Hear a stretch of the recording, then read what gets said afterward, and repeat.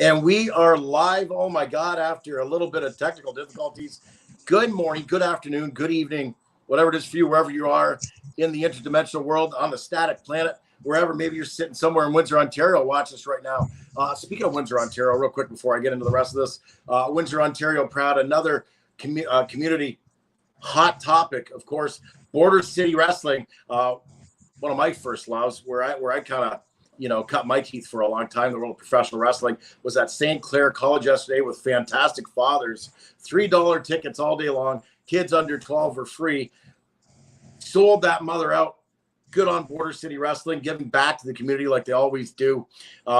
Very proud, again, to be another Windsor great in the community, Border City Wrestling. Good job, guys. Yes, so we are, my name, of course, is Michael John of Michael John Paranormal Ghost Stories, and it's been a while. Ghost Stories. And of course, I'm the co-ghost host, along with the guy, how's that work? He's this way today. The man of the hour, the man of the power, too sweet to be power. High spirits, Quigley. Together, we are the voice of the paranormal, the voice for the paranormal. We are Windsor, Ontario's own, the paranormal voice. And I'm stoked. Oh my God. Thank you to everybody that's tuning in right now, checking us out here on Facebook live stream, on our YouTube channel. If you haven't been there already, please check us out on YouTube.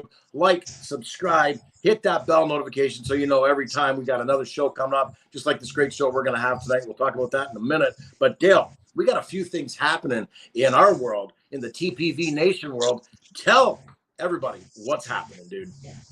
Absolutely, folks. It's great to be back in front of you all. It's been a long time. We've had some technical issues, but hey, you know what? We're back better than ever, like usual. We always come back. You can't get rid of us that easy. So just to recap, folks, an interview we were supposed to have a couple weeks ago with the one and only Shane Michael Chris. We have that rescheduled, folks, and that'll be happening this Friday night at 8 p.m. So if you're a crypto fan, you better be tuning in Friday night, because this guy is absolutely amazing. All the way on the west coast of the United States from California. That's once again Shane Michael Chris. He will be live with us this Friday, 8 p.m. So get that crypto dust off, because we are going to be talking all things. Michael John's favorite thing? Oh, yeah. Dogman. And Shane Michael Chris, you know what? Speaking of crypto, that guy bleeds crypto. He eats, sleeps, breathes, and drinks crypto. This guy, nobody is into Dogman. Oh my God. This guy's my long lost brother. I can't get enough of the guy. I'm so excited that we're gonna have one of on the top of the echelon, if you will, in the crypto world, Dogman world, Shane Michael Chris. This coming Friday, yes, absolutely, Dale. It's going to ring a ding dong dandy, as I like to say. Yeah. Absolutely. And I mean, we got a lot of great things happening. So stay tuned to our Facebook page, stay tuned to our YouTube page, because we are going to be all over the place this coming summer, folks. As well as we got some stuff that we're going to be talking about in just a little bit. Hey, remember? Guess what? Guess what I just did? For those that didn't know, how lucky am I? How lucky are we? I represented the Paranormal Voice Friday night on one of the greatest shows, in my opinion, when it comes to featuring abductees, featuring experiencers with galactic aliens. The Voices of Contact. That's 8 p.m. every Friday night, Eastern Time, 8 p.m. The Voices of Contact. I was featured on there, and I was commentating on my second regression, where actually, Dale, you're involved in it. We went out for a drive, and we lost time. One of the craziest things. I lost time, and we talked about that, and talk about a lot of positive feedback on that respect. My emails are I woke up, well, even that night I was getting emails. People are reaching out, thank you for sharing that. That's really brave on your part to share that. I mean, because a lot of people think you're nuts, man, when you talk about that stuff. Well, anything paranormal, really. But yeah, we just like the paranormal voices, the voice of contact is an outlet to help people gain knowledge of the paranormal, whether it's aliens, whether it's cryptos, whether it's ghosts, whether it's shadow figures, et cetera, et cetera. A to the Z, baby, the Sheiky baby, rest in peace. Iron Sheik just passed away, for those who don't know. But yeah, and now this coming Friday as well, I will. It's pre-taped. I will also be on the Voice of Contact as a guest host. I was very blessed. They brought me on for a second round to be a part of, and then because inconspicuous by his absence was one of the panel members, Bill Konkoleski, one of the very high ups in MUFON for over a decade now. We're going to talk about him coming up with our. We're going to mention Bill Konkoleski as well. Absolutely. Michael, and I watched that episode last week. So anybody who missed Voices of Contact last week and Michael John's story and what happened to us on January 1st of this very year, folks, this is how we kicked off the year. We lost time. But yeah, no, go back, watch that show. You can catch it on Mystical Awakenings YouTube page. Go check it out, and then check out Michael John, who is going to be a panelist this Friday on the Voices of Contact. But folks, I'll tell you, we don't want to waste any more time. We've got a lot to talk about. We have an exciting guest, a gentleman that we've gotten to know over the past year since we've been doing our conventions. Really great guy who's been really great to us, and we're glad to have him on board. So let's bring him out right now. He is Michael John. You've got it all. Well, Keith Hembree, he's the founder of Spirit Chasers of the Unknown, which is a paranormal group. They were formerly known as the Lower Michigan Paranormal Society. He is the creator of Chaos Con. Proud to call him a friend of ours, mine and Dale's, and the Paranormal Voice. This guy is an ambassador in the paranormal world. He fits right in with the rest of the creeps, the freaks, and the weirdos, and that's why we like him. That's why we love him. From the moment we met him, I mean, Dale, you and him have the exact same tattoo on the same spot. I know, it's crazy. It's crazy, God, right? But without further ado, let's get this gentleman on. We got a few things we want to ask him and pick his brain. Keith Hembree, come on, please. There he is. And he's wearing his Ghostbuster shirt. Sweet. Yeah. Love the shirt, brother. Keith, it is so good to see you, man. It's been quite a while since we saw each other last. Oh, I know. I can imagine you're super busy, and we're going to talk about why you're super busy in just a moment. But I just want to recognize some of the TPV Nation that is out here watching this. So we have Christine Smith, welcome. Sherry Scott, welcome. Our favorite, Mark, is here. Ann Bender is here. Ashley Walsh is here. Constant Briggs is here. And, it disappeared on me. Keep up. Yeah.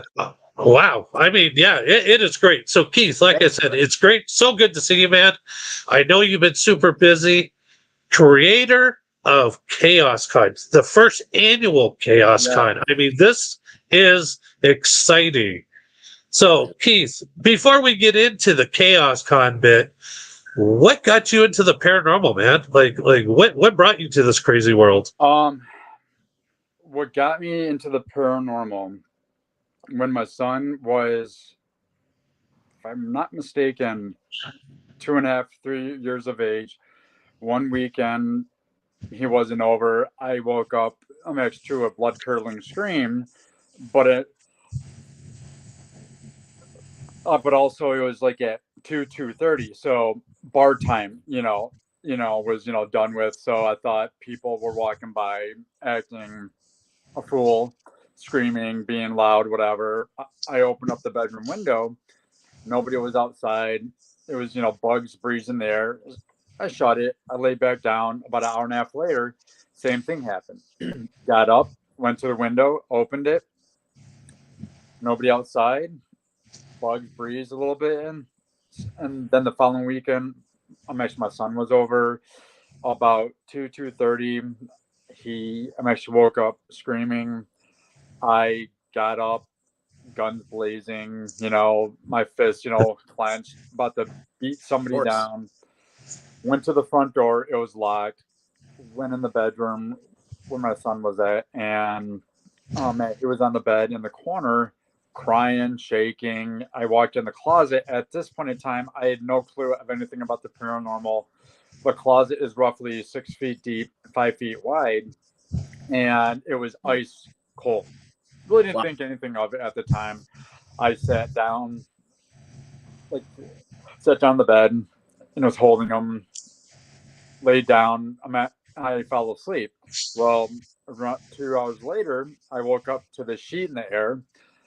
Like it felt like a basketball-sized player hand around my neck. Hey, I admit, I tried to scream. I could not scream at all. So, at the time, my girlfriend at the time, we decided to look into the paranormal teams aspect, see what teams are out there. I thought if I had that experience, what other types of experiences are out there, for me. And this was back in the fall of 2008 that this took place. So, wow, that is so interesting. Happy Father's Day to you, by the way. Thank you. So yeah, no, so I mean, that's something Michael John experiences, the whole choking thing. He's had the similar experience. I have not yet had that type of experience where something actually grabbed me by the throat. I've been punched and I've been kicked, but nothing grabbed me by the throat type of thing. Oh, I have tons of stories. A lot from Gettysburg, actually. So, all right, perfect. I got an idea, Keith. Let's go there now. Okay. Your scariest out of every experience you've been blessed to have, if we can call that a blessing when you deal with the paranormal. Depends how you look at it. I know we all like it. We love the adrenaline rush, and that's why we do it. That's why we go. Your freakiest, creepiest, weirdest story to date. Give us that. To date? All right. It's actually at two locations. Actually, one is the Dundee Mill. Nice. So a lot of us who are in the field have some kind of, I don't want to say fear, but I want to kind of lean in that direction of certain, like the type of objects. Well, one night and we were investigating. I was using my camera FLIR. I was just panning across the room, like so, and I swore I saw the arm move on a mannequin. So I went back to the mannequin, staring at the screen, where I saw it move again. So I brought the FLIR down and staring. So I walked over, grabbed the arm, and I shook it just because I want to see if it was loose or whatever. So I walked back over by the table, stove and chairs we're at on, I believe, the second floor. That's in the museum. I turned the FLIR back on. I did it again. And this time I was just watching the camera and I saw it go down, move downward. But of course, it was a still camera, not the video aspect. So, which is kind of annoying because you see the evidence taking place and there's nothing you really can do about it. Right. The second, and that's why I don't like mannequins. So the second location is in Royal Oak. Drawing a blank on the building. I just lost it. It's it was like a farmhouse way back. Well, up in the children's bedroom, bed, a little toy car that kids would scoot on around the floor, a couple dolls, whatever. Well, I'm in there alone, really, because of like, okay, the hallway's like 5 feet away.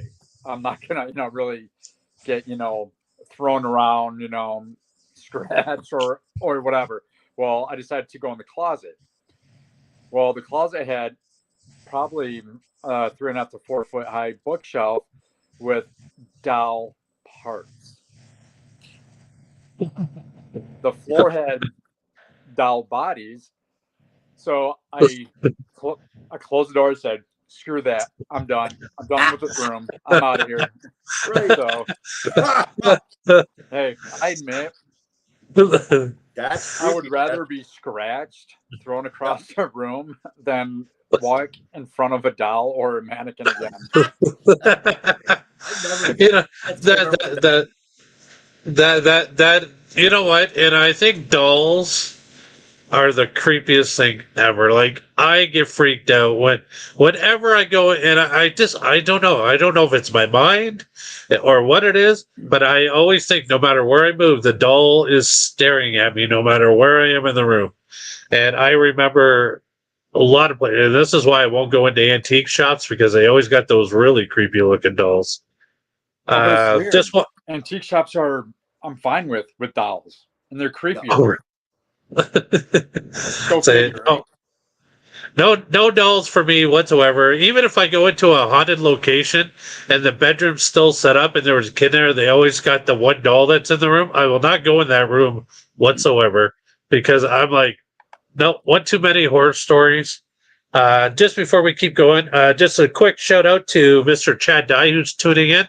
Chad, thank you so much. Happy Father's Day to you as well, Chad. Thank you so much. Thanks for tuning in.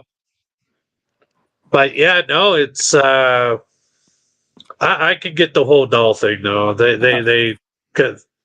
No, I would rather be scratched as well than to have to deal with a doll anywhere. Yeah.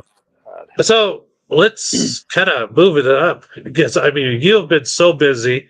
Every time we've seen you at all the conventions the last year, and this is all you were talking about. Your brand new baby. Yes. Congratulations. Thank you. Congratulations on this, and we are so looking forward to being there. This is the first annual Chaos Con. Yes. And so, Keith, you've been to a lot of conventions, my brother. Yeah. What would possess you want to jump in that pool to create your own? Yes. I believe up to date, 22 conventions since the team, since the team has been formed. Like 2012, I wanted to get one rolling. We got a promoter. We gave him like $2,000, and he took it and ran. Yikes! Oh, So, dude. At that time, I already started. I started like with the entertainment type of company at the time. It's Out of the Grave Entertainment, whole thing. But I really haven't done a whole lot with it since. It's out there. I do have a website. I do have a Facebook page of it, but I really have not done a lot because I wanted to focus more with the team side, first, at that time, due to the ungrateful circumstance that was, handed over. But because I've done so many events, whole thing, I thought I know the basics. I'm not saying I'm going to know every in and out, but I'm like, like I've been around in the field quite some time. This year, if I'm not mistaken, it'll be 15 years or 14 or 15 years this year. Wow. Well, happy anniversary on that. Thank you. And I thought, well, I had a success with the team, whole thing between being featured in the Fear Finder twice, do an episode of actually my ghost story investigating Erebus downtown Pontiac, and then this past August with Nicole Beauchamp, launching her Haunted Detroit Jesus. and us being in it.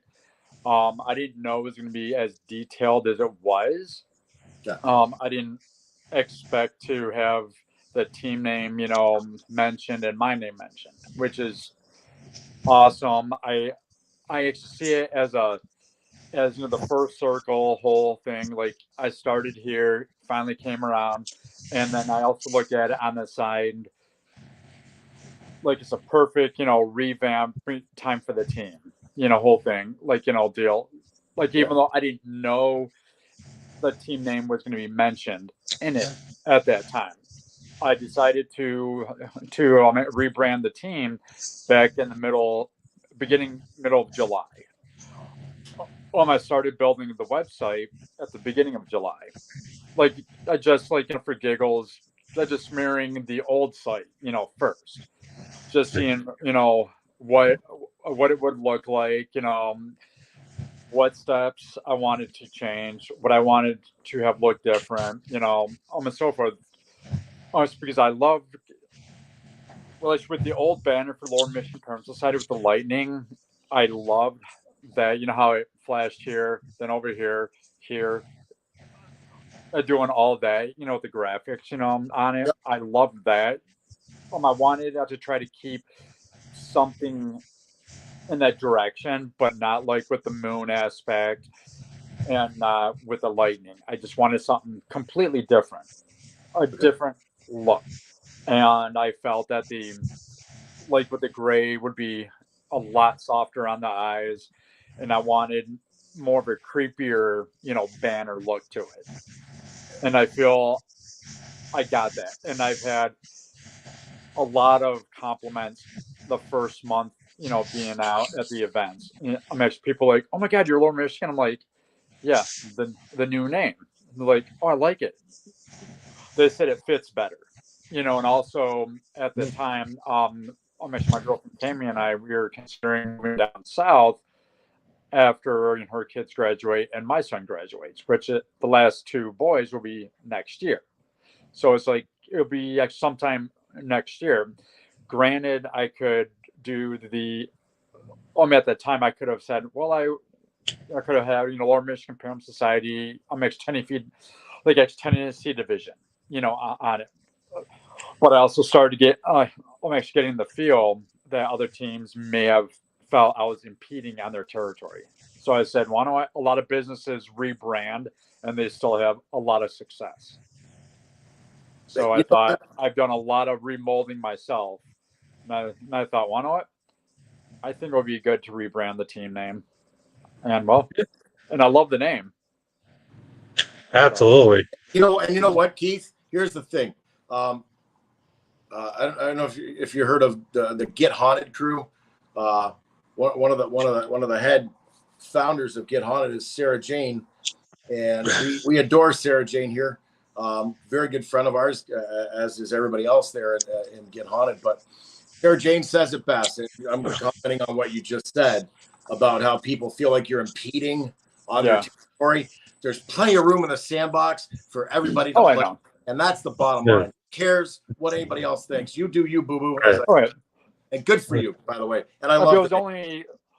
The only side I felt that direction, like with the Michigan name of it. That was the only part of it, why I felt that direction. Like, a team from Michigan is down here. Why? Yeah.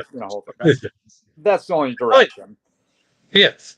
No, that's amazing. So, rebranding yourself is always a good thing. Me and Michael John have done it. I mean, we've gone through a lot of rebranding, a lot of doing changes. You know what? Change is always good, especially until you find what clicks, right? And let's face it, this incarnation of the Paranormal Voice has been reinvented. We reinvented the show. We've come a long way with it, and look at us now. I mean, we're skyrocketing just like yourself, doing the event things, being out there, exploring the world, and getting to talk to amazing people like yourself. Yeah. So this Saturday, less than a week away, our Chaos Con is going to make its Michigan debut. So How nervous are you? Are you freaking out? Because you're really calm for somebody that's a week away from their first event. Well, when I first started, I wasn't sure where to begin. It's because it's a new start of, something that could potentially end up getting bigger throughout the years. But then I started thinking, I'm like, well, you know what? I've done a lot of big things, like with the paranormal, with the team, whole thing. Let me start out small, and I started building the website up a little bit first, just to get an idea, see how things would look, and then I started to say, okay, I like that. Um, okay, I'm gonna start talking to speakers now, and get people to, you know, to speak. I just saw it like let's get some, some smaller people like from Michigan, involved, like especially not knowing what type of avenue revenue building, I'm going to lean into, to get vendors, etc.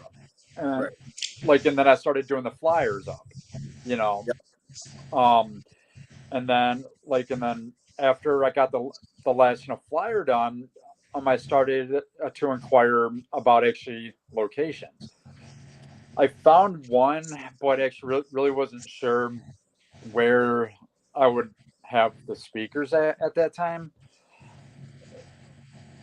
I just thought I'll put that in the back burner, and then I thought, well, I'm gonna start the website on its own website, opposed to having it. I'm actually being a trailer to the SKU website.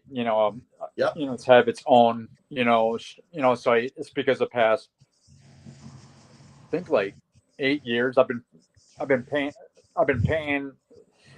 on HostGator on my next two domain, like that type of a site thing. And I said, well, why not use it? I have the double domain, I've been paying for, all this time. Why not use it? Yeah. And I Yeah. decided to do that.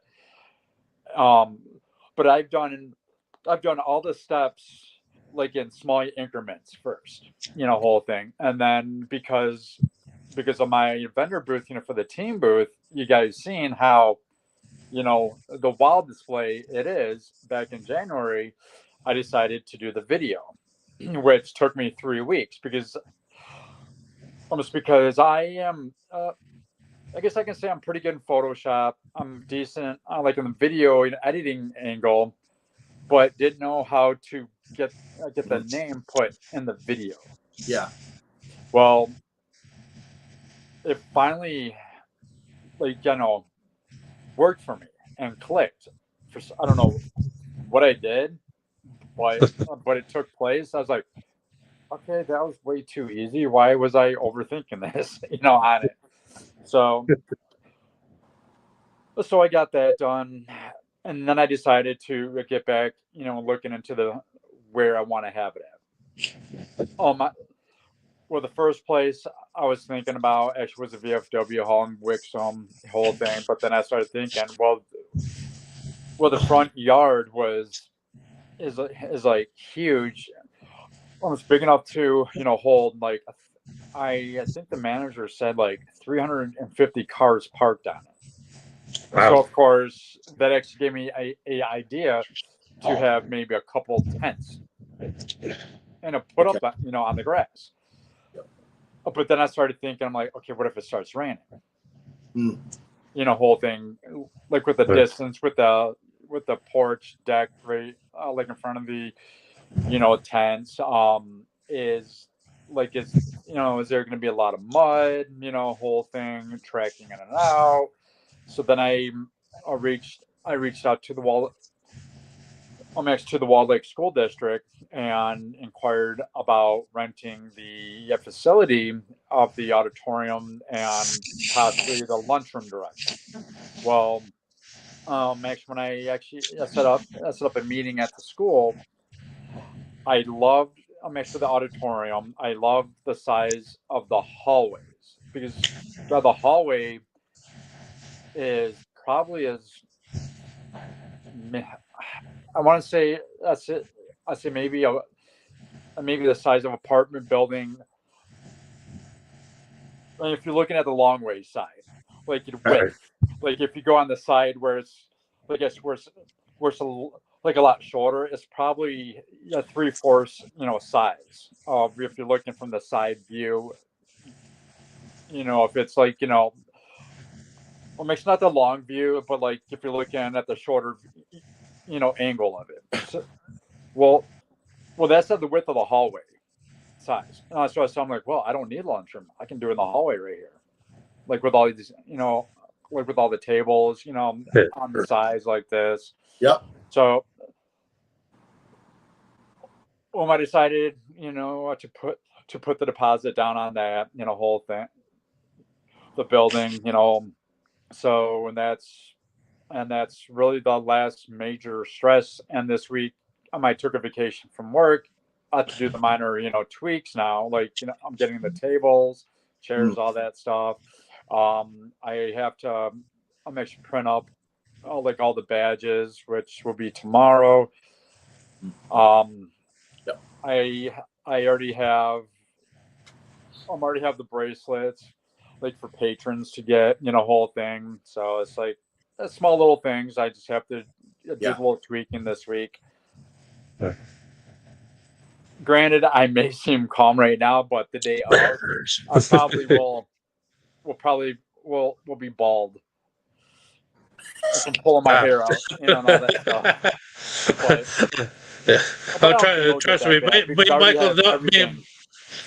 and Michael John can all tell you about being bald. That's so Keith, I want to ask. You got some really good speakers for your first run out of the gate, my man. I don't know who I want to start with. I mean, let's start with another one of my favorites, crypto expert, or as close as you can become to be an expert in cryptozoology or any of the topics, is the great Chatan Noir. She is a sweetheart. She's a walking, talking book with all her knowledge. You don't need books. You don't need Google. You just talk to Chatan and you can find out. Tell me about her. How did you get her? Well, I've known Chatan since I spoke at the gallery downtown Detroit. I actually I reached out to her, to see if she would be interested, in being a speaker, whole thing at the event, deal. And she goes, yeah. I really didn't at that time. I really didn't know what to expect, on it. But I just said, well, I know her. I know all these. All these speakers. I just thought, let's get people who I know, and just go from there. If they say no, they say no. No big deal. It is what it is. One step at a time. Absolutely. I'm so impressed with this lineup. It's like not